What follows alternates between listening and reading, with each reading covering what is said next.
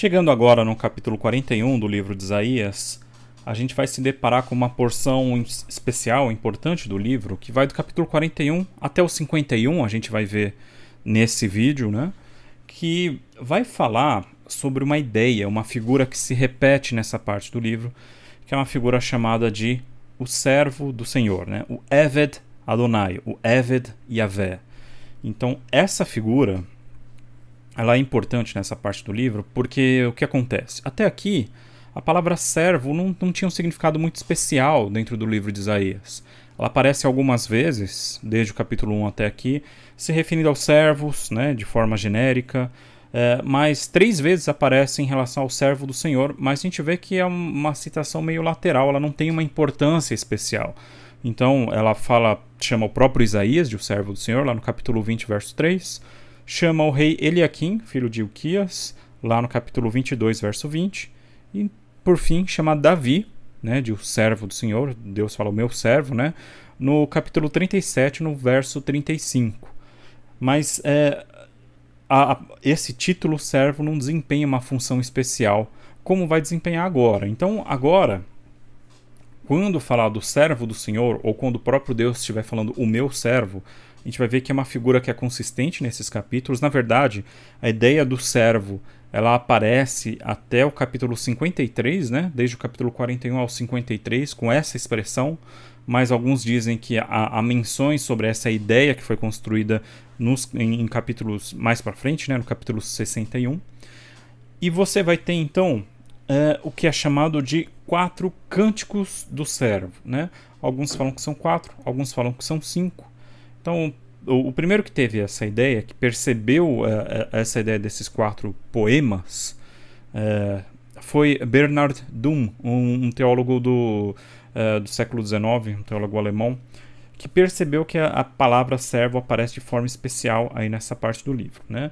Então ele foi percebendo que existem 4 estruturas que ele chamou de cânticos, ficou conhecido como cânticos, mas o texto não dá muita indicação de que realmente sejam canções, cânticos, né, ou cantos do servo, mas são ali pequenos poemas, né, que estão emoldurados ali nos oráculos de Isaías, e que ele vai entender que aparecem 4 vezes. Então o primeiro seria no capítulo 42, do verso 1 até o verso 9, né, sendo que a parte mais importante é até o verso 4.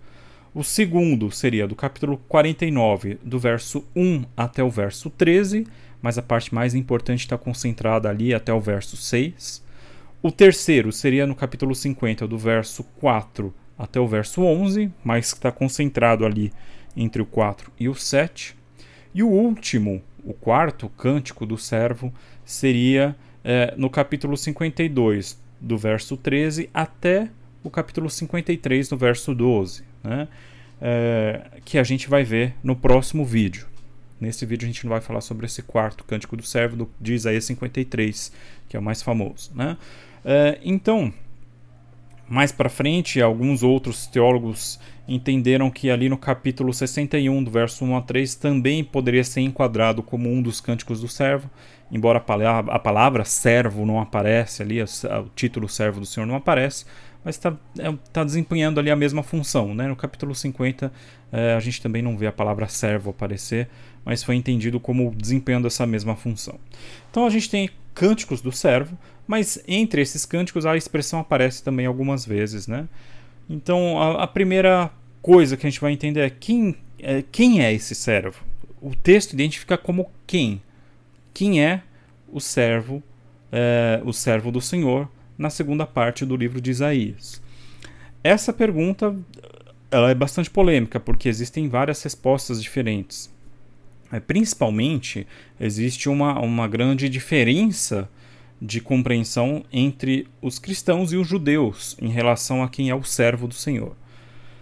A gente vai tentar se ater ao que o texto diz, né? Sem ver tentar necessariamente orientado por alguma tradição que seja extra bíblica, que seja fora do texto, mas obviamente esse canal é um canal cristão, então a gente vai ter uma compreensão cristã do tema, mas é importante a gente entender, primeiro, né, quem é o servo. O texto identifica o servo diretamente como sendo Israel, né? O povo de Israel. Às vezes é chamado de Israel, às vezes é chamado de Jacó, mas é a mesma figura, o povo de Israel. Israel é o meu servo.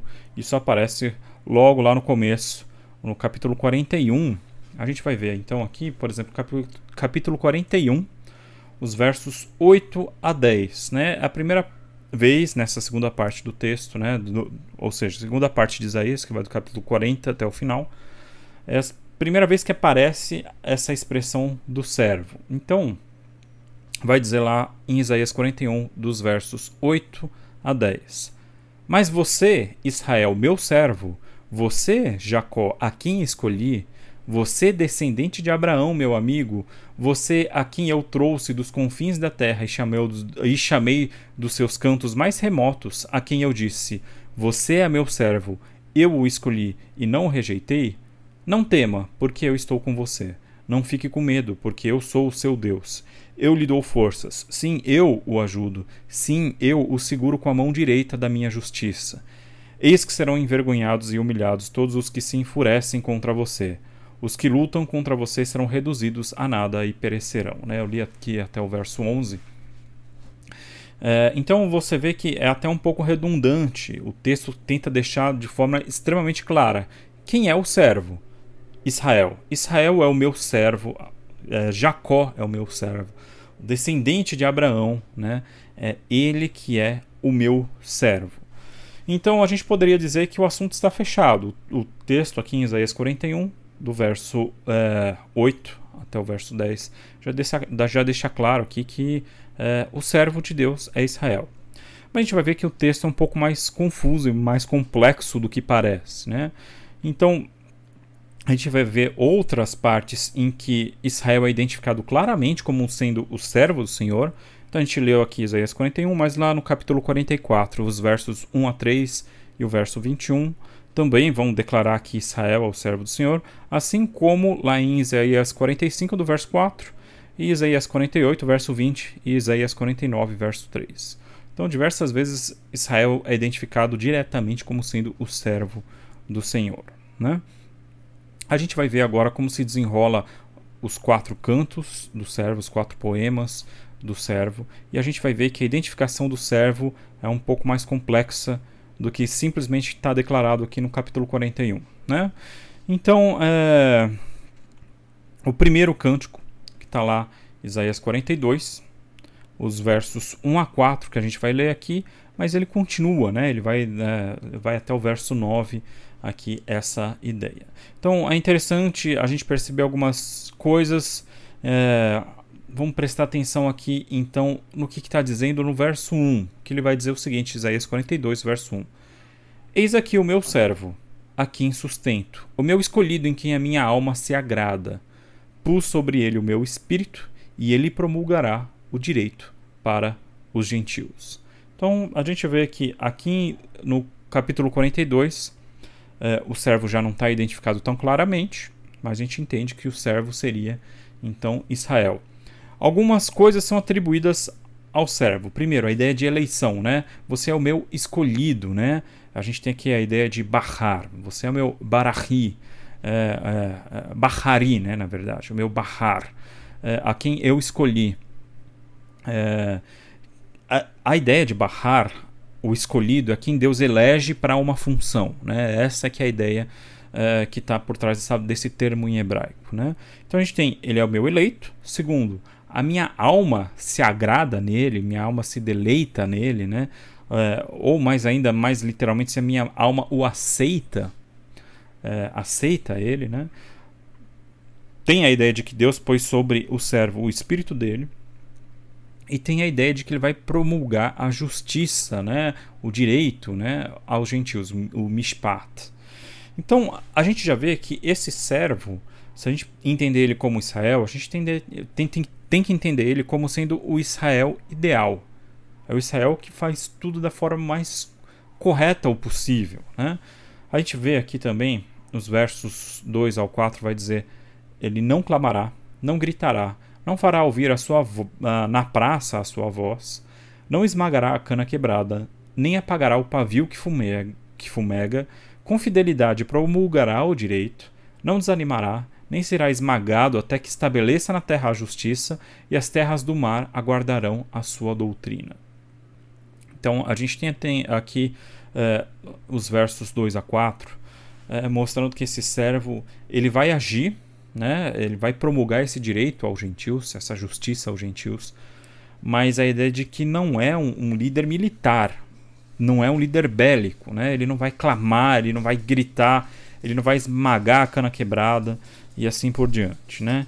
Então ele vai estabelecer a doutrina do Senhor até as terras do mar, como está dito aqui, mas de uma forma não bélica, não militar. Então essa é a ideia que aparece, né? O que é importante?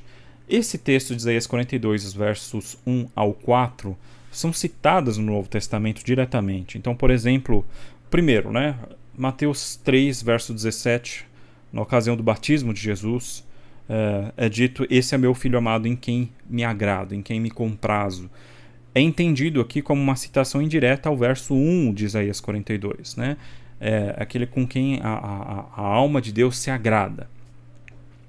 E também é citado o primeiro canto do verso do servo, né? Ele é citado também lá em Mateus também, capítulo 12, os versos 17 a 21. É uma citação literal aqui dessa parte que a gente acabou de ler, né? Esse texto está transcrito lá em Mateus, e está sendo relacionado com Jesus. Jesus é reconhecido como sendo esse servo através da cura que ele promove, né? Ele está curando as pessoas e pede para elas não estarem falando que foi ele que curou, para se cumprir aquilo que foi dito aqui em Isaías 42, né? De acordo lá com Mateus 12, verso 17 a 21. Mas ainda assim a gente tem que abrir um parênteses aqui, porque principalmente o livro de Mateus, ele vai citar várias vezes assim, a ideia dizendo assim, para se cumprir o que está escrito em... e aí cita um texto, normalmente um texto de Isaías, mas não sempre isso significa que o texto que está sendo citado tem como intenção o que o texto de Mateus está se referindo a ele. Então, o que eu quero dizer com isso, né? O fato de Mateus citar esse pedaço de Isaías não quer dizer necessariamente que Isaías estava se referindo a Jesus quando ele coloca. Isso não significa que Mateus ele está tentando distorcer o texto ou coisa assim, mas essa é uma forma de se citar textos do Antigo Testamento que aparecem não só no Novo Testamento, mas também no Talmud. Então o texto é usado mais como uma metáfora ou como um símbolo para o que está sendo falado, mais como uma ilustração do que como dizendo que a ideia original do texto era esse cumprimento que eu estou dando agora, né? Então, por exemplo, se você pega no Talmud, é muito comum o autor lá dizer que o rabino tal disse tal coisa, assim como está escrito, e aí cita um texto do Antigo Testamento, mas quando você vai ver o contexto desse texto do Antigo Testamento, não tem nada a ver com o que está dizendo lá o rabino. Então o texto é mais usado como uma ilustração do que como, digamos assim, você está fazendo uma exegese do texto, entendeu? Então, ainda que Isaías 42, no Novo Testamento, seja entendido como Jesus, não necessariamente é uma exegese do texto de Isaías 42, né? Não está se dizendo exatamente o que o texto está querendo dizer. Então o texto de Isaías 42 fica um pouco aberto, né? Esse primeiro cântico do servo fica um pouco aberto, ainda que em Isaías 41 tenha sido identificado diretamente como Israel. Ou seja, ele pode ser Israel aqui, ou pode ser Israel e ainda além de Israel, né? Essa é a ideia, né? E a gente percebe aqui uma coisa que vai ser importante quando a gente comparar com os próximos cânticos do servo, é que o servo está sendo falado sobre ele aqui na terceira pessoa. Então é ele, o meu servo. Eis que o servo é assim, assim e assado, né? O servo está sendo dito na terceira pessoa. Mas o que é interessante aqui em Isaías 42? O verso 6, ele vai trazer uma questão aqui, né? O verso 6 vai dizer o seguinte, né? Eu, o Senhor, chamei você, está se referindo ao servo, em justiça, eu o tomarei pela mão, o guardarei e farei de você mediador da aliança com o povo e luz para os gentios. O que é importante aqui no verso 6, né? Essa expressão, eu o tomarei e guardarei e farei de você mediador da aliança com o povo, né? Literalmente ele vai dizer assim, vetenerra leberit am, né? E te darei como aliança do povo, né? Então você pode entender aqui que o servo é o mediador da aliança, ou ele próprio é a aliança, mas é a aliança com o povo, com am. E a ideia de povo aqui normalmente é relacionada com o povo de Israel, até porque que ele é o mediador da aliança com o povo e ele é luz para os gentios, para os goim. Então existe uma separação entre o am e os goim, entre o povo e os gentios, ou as nações. Normalmente no texto bíblico essa separação se refere ao povo, a am, como sendo Israel, e goim, as nações, como os gentios, como as outras nações que não são Israel. Então já entra um elemento interessante aqui. O servo é ao mesmo tempo Israel, como está dito lá no capítulo 41, mas também ele é o mediador da aliança, ou ele mesmo é dado como aliança para o povo de Israel. Então existe aqui uma questão sobre a identidade do Messias, ainda que ela tenha sido identificada claramente. Ela é identificada claramente, mas alguns textos pegam a ideia do servo e atribuem a eles ações que se referem ao povo de Israel. Então, é o povo e, ao mesmo tempo, é alguém que age em relação ao povo. Então, a gente percebe isso logo aqui no primeiro cântico do servo, no capítulo 42. Né? Vamos para o segundo cântico do servo, que está lá em Isaías 49. A gente vai ver aqui dos versos 1 ao 6. A primeira coisa que a gente percebe logo aqui no verso 1 é que ele vai estar na primeira pessoa. Então não é mais Deus falando sobre o servo, mas é o servo falando sobre si mesmo. Então já muda a pessoa do servo. E a gente vai ver alguns elementos interessantes aqui, que esse capítulo 49, esse segundo cântico do servo, na verdade vai ser o mais importante para a gente perceber a complexidade da identidade do servo. Então vamos ler. Aqui nos versos 1 ao 4 vai dizer o seguinte, né? Escutem, terras do mar, e vocês, povos de longe, prestem atenção. O Senhor me chamou desde o meu nascimento, desde o ventre da minha mãe, fez menção do meu nome. Então, só abrindo um parênteses, aqui o servo, a gente vai ver que ele se identifica como servo, ele está se referindo a si mesmo, dizendo que Deus chamou ele, né? A questão da eleição, que a gente já falou, sendo repetida aqui no capítulo 49, e ele está falando para os povos, as nações, né? Os povos de longe, as terras do mar. Então, aqui a gente pode compreender claramente como sendo Israel esse servo, né? E ele vai continuar dizendo, ali dos versos 2 até o verso 4, ele fez a minha boca como uma espada aguda, na sombra da sua mão me escondeu. Ele fez de mim uma flecha polida e me guardou na sua aljava. Aljava é aquele lugar onde se coloca as flechas, né? E me disse, você é o meu servo, você é Israel, por meio de quem hei de ser glorificado. O servo sendo identificado claramente aqui como Israel. Mas eu disse, tenho trabalhado em vão, gastei as minhas forças por nada e à toa.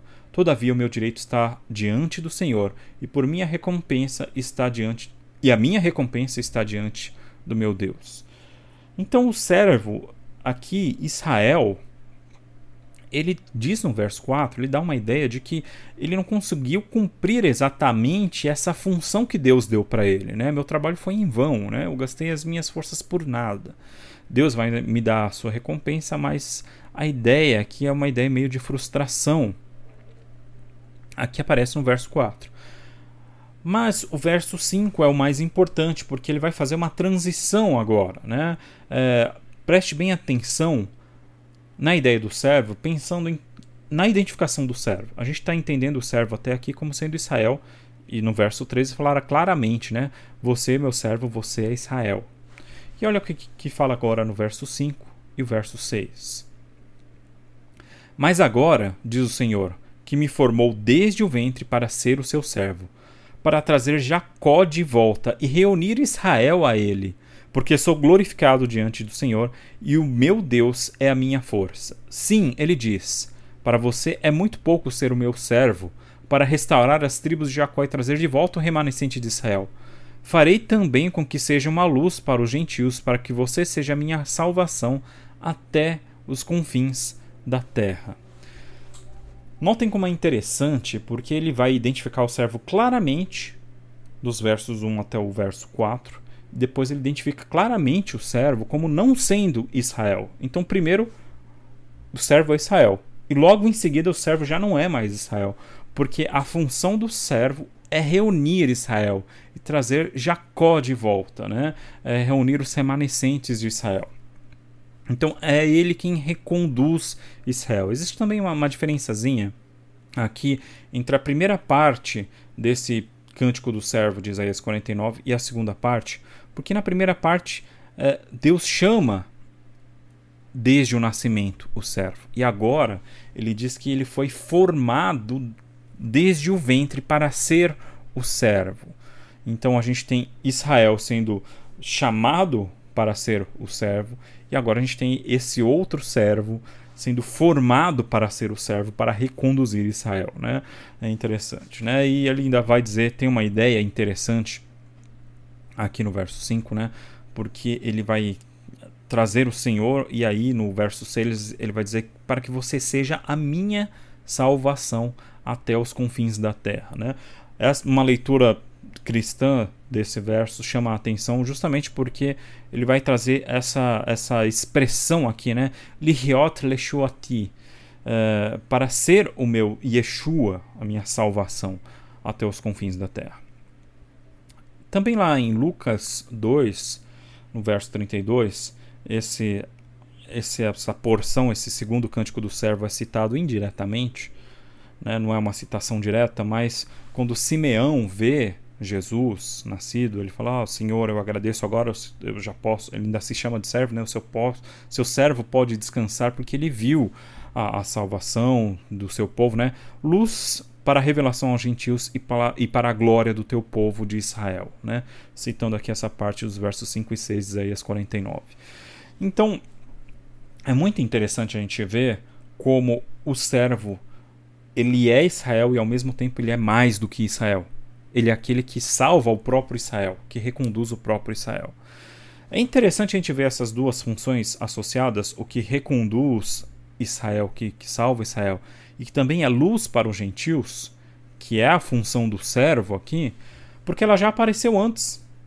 Ela já apareceu antes lá em Isaías capítulo 11. A gente já comentou dele lá em Isaías capítulo 11, que é identificado aqui como o rebento de Jessé. Olha como aparece lá nos versos 10 até o verso 12. Vê como ele usa a mesma linguagem aqui de Isaías 49, agora em Isaías 11. Usa as mesmas expressões e traz as mesmas funções. Ele vai dizer o seguinte: naquele dia, a gente já falou sobre essa expressão naquele dia, né? Naquele dia, a raiz de Jessé estará posta por estandarte dos povos. As nações recorrerão a ela, e a glória será a sua morada. Naquele dia, o Senhor tornará a estender a sua mão para resgatar o resto do seu povo que foi deixado da Assíria, do Egito e de Patros, da Etiópia, de Elã, de Sinar, de Ramate e das terras do mar. Levantará um estandarte para as nações, ajuntará os desterrados de Israel e recolherá os dispersos de Judá, desde os 4 cantos da terra.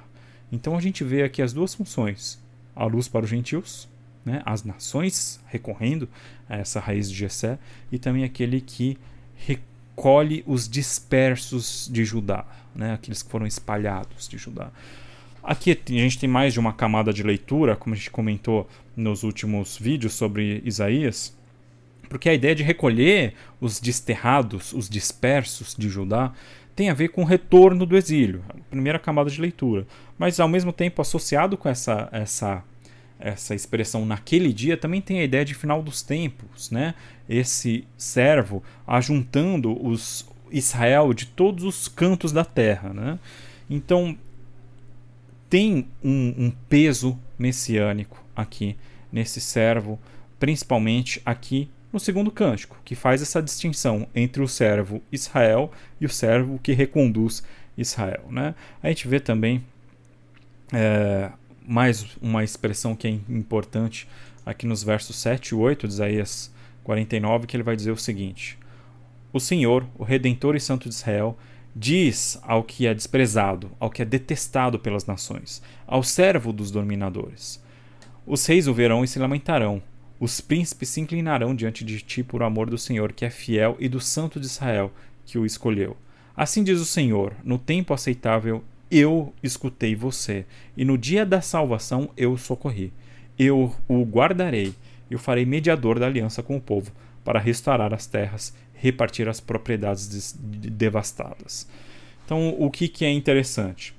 Se por um lado a gente vê uma distinção entre o primeiro e o segundo servo, aqui nos versos 7 e 8 volta a embolar tudo de novo, né? Porque esse servo ele volta a ter a função que aparece antes, né? Que seria esse que é o Berit Am, é o que colocado, que é dado como a aliança do povo, que a gente já viu anteriormente, né? Que a gente já viu no primeiro cântico do servo. E ele vai colocar outro elemento interessante, que é essa ideia da salvação, né? Bayom Yeshua, no dia da salvação, que aparece aqui no verso 8. Também uma identificação do ponto de vista cristão, né? Messiânica, relação direta com Jesus. Yeshua, o nome hebraico de Jesus. Então a gente tem essa ideia do servo, ela é complexa, porque ela é e não é ao mesmo tempo. Não é simplesmente uma transição direta entre o servo sendo o povo e agora o servo não é mais o povo, mas como o servo sendo o povo e aquele que resgata o povo ao mesmo tempo.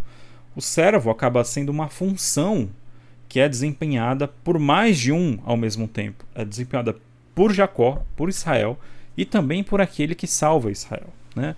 É os dois ao mesmo tempo, porque nenhum dos dois consegue esgotar toda essa função do servo, porque o servo ele tem todas essas coisas que a gente está dizendo, né? Então, a gente vai ver agora o terceiro cântico do servo, que está lá em Isaías capítulo 50, né?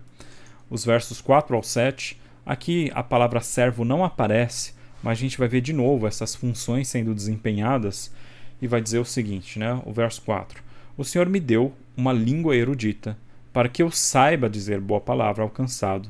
Ele me desperta todas as manhãs, desperta o meu ouvido para que eu ouça com aqueles que aprendem. O Senhor me abriu os ouvidos. Eu não fui rebelde nem me retraí. Eu ofereci as costas para os que me batiam e o rosto aos que me arrancavam a barba. Não escondi o rosto dos que me afrontavam e cuspiam em mim. Porque o Senhor me ajuda, por isso não serei humilhado. Por isso fiz o meu rosto como uma pedra e sei que não serei envergonhado. Então a gente tem aqui Deus falando, né, o oráculo do Senhor aqui no começo do capítulo 50, nos versos 1 até o verso 3, e de repente no verso 4 ele volta para a primeira pessoa, é alguém falando de si mesmo, com vários elementos dos cânticos do servo que a gente já comentou. Então é compreendido aqui como sendo o servo falando novamente, apesar da palavra servo não aparecer, né? Elementos importantes que aparecem aqui nesse terceiro cântico do servo. Primeiro, o Senhor me deu uma língua, que aparece lá no verso 4. Ela é um eco do que aparece lá em Isaías 49, no verso 2. Ele fez a minha boca como uma espada. Então a função desse servo é proclamar, né? E Deus dá a ele essa língua, a boca como espada, para proclamar, né? Segundo, um elemento que é interessante, mas que é interessante por fazer oposição. Porque aqui, esse servo, ele é dito no verso 5 que o Senhor me abriu os olhos. Aqui essa figura tem os olhos abertos. Mas olha que interessante o que aparece lá no cântico do verso 42, né, do capítulo 42, né, nos versos 19 e 20. Então, Isaías 42, o verso 19 e 20, a continuação do cântico do servo, vai dizer o seguinte: quem é tão cego como o meu servo, ou tão surdo como o meu mensageiro a quem envio? Quem é tão cego como o meu amigo, e tão cego como o servo do Senhor? Você vê muitas coisas, mas não a observa. Ainda que tenha os ouvidos abertos, não ouve nada. Então, o servo, ele é cego e ele tem os olhos abertos ao mesmo tempo. O servo, como Israel, ele ouve, mas não compreende. Ele vê, mas não observa. mas ao mesmo tempo ele é aquele que tem os olhos abertos, que está observando tudo. Então a gente tem uma contraposição dentro da própria ideia de servo entre essa identidade. O servo é aquele que vê e o servo é ao mesmo tempo aquele que é cego.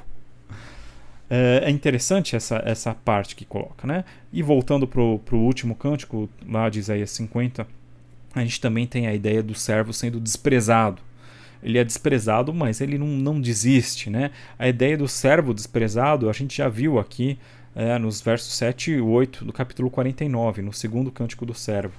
Então, o servo também é aquele que é desprezado das nações, né? É aquele que é ignorado pelos outros. Então, de forma geral, nesses primeiros 3 cânticos do servo, a gente já comentou aqui, a gente vai ver o 4º cântico no próximo vídeo, porque tem uma série de desdobramentos mais profundos em relação ao servo, mas a gente já viu um vislumbre aqui, que o servo, o 4º cântico vai se deter nessa função do servo como o desprezado, mas a gente já vê aqui que o servo desprezado já aparece aqui nesses primeiros 3 cânticos. Então o que a gente consegue entender de forma geral, né? Existe uma função de servo do Senhor. Essa função é desempenhada por Israel, e Israel é identificado claramente no texto como sendo o servo do Senhor, e ao mesmo tempo, principalmente lá em Isaías 49, no verso 5, que é o verso que faz a grande distinção entre o servo Israel e esse outro servo, né? Esse outro servo é aquele que salva Israel. Esse outro servo é aquele que reconduz as ovelhas de Israel. Então ele claramente tem uma função messiânica aqui, que já apareceu antes como sendo a raiz de Jessé, o rebento de Jessé, né? Essa figura messiânica que ela salva o povo de Israel e também é luz para os gentios. Então olha que interessante, né? Aquele que assume a função de servo junto com Israel, ele completa Israel naquilo que Israel não pode fazer. O servo, ele se identifica com o povo. O servo anda junto do povo. E quando o povo falha, o servo completa. Quando o povo não consegue mais fazer, o servo vem e faz, né? O servo é aquele que reconduz o povo que está espalhado. E também é luz para os gentios, para todos os povos, até os confins da terra.